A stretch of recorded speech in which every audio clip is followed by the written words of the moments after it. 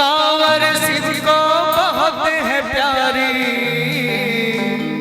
कांवर साधना है प्यारी, कांवर शिव को बहुत प्यारी। चल रे कंवरिया शिव के धाम। आइए स्टार्टिंग से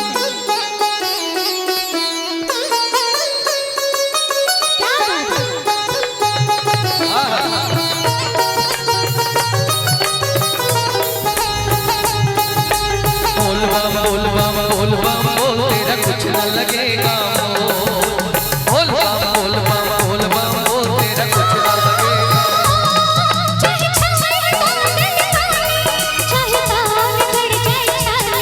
चाहे छाए हो बादल काले, चाहे पाँव में पड़ जाए छाले,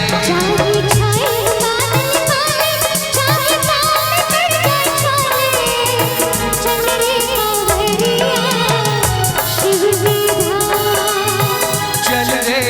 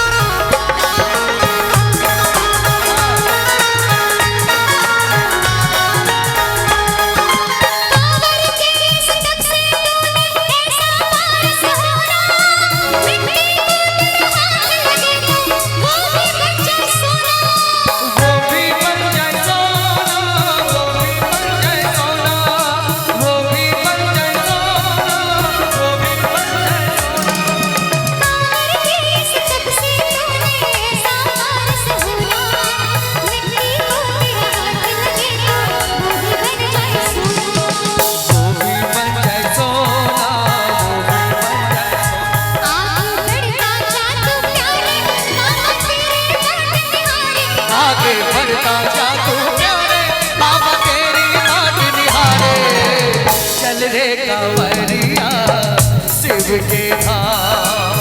चल रे कांवरिया शिव के धाम। चल रे कांवरिया शिव के धाम। चल रे कांवरिया शिव के धाम। बोल बाबा कांवरिया शिव के धाम। चल रे कांवरिया शिव के धाम। चल रे कांवरिया शिव के धाम।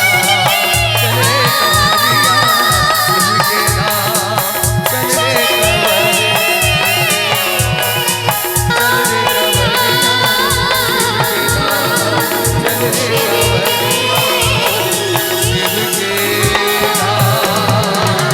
क्या बात है। अगर अच्छा लग रहा है तो मैं चाहूंगा जोरदार तालियों की सौगात होनी चाहिए।